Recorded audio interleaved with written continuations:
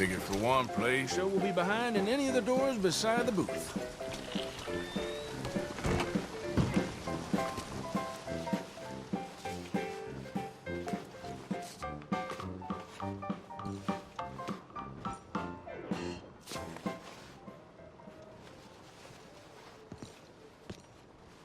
Welcome, one and all, to the remarkable example of modern entertainment at its finest.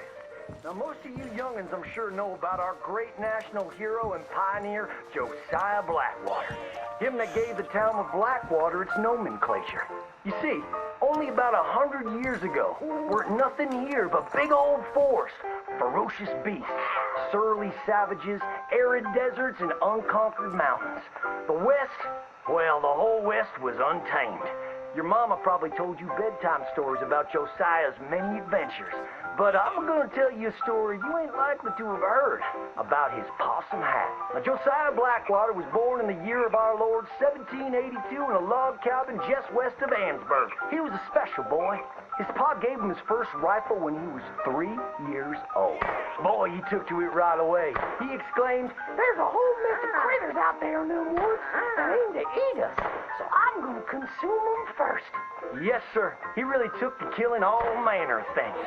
He was such a keen shot. One morning, he was sorting up some winter turnips for the root cellar when a big old bear and her cubs came in the kitchen hunting for food. It had a mind to eat up all the jams and preserves. Josiah grabbed that bear and wrestled her to the ground and squeezed and squeezed and squeezed. He whooped the tar clean out of that big old critter. Then he tied her up and grabbed them cubs and ground them into sausages while the mama bear watched. That fine eating. His ma and pa knew right then he was cut out to be the finest wild frontiersman that ever drew breath. But first, they wanted him to get some book learning.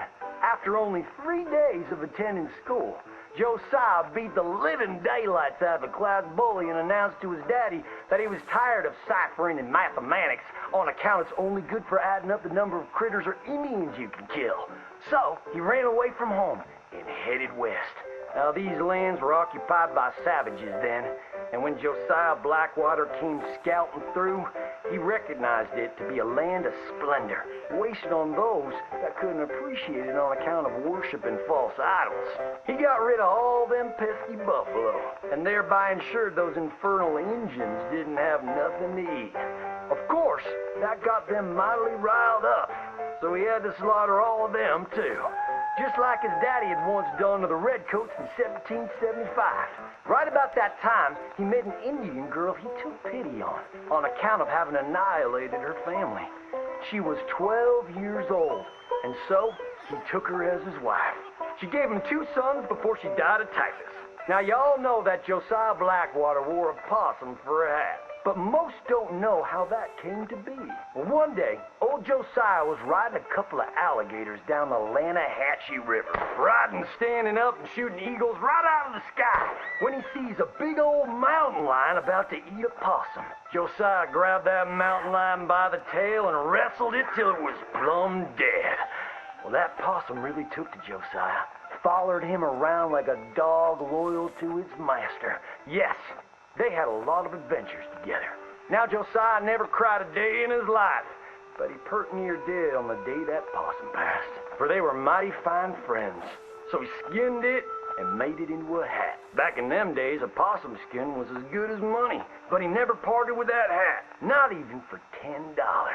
Once he founded the town of Blackwater, he sent word for settlers to come. It was the last stop in the west before San Francisco. He met a girl by the name of Rufina Helsby at a barn dance one night, took her as his wife, and settled down. Built himself a cattle empire and had 14 youngins.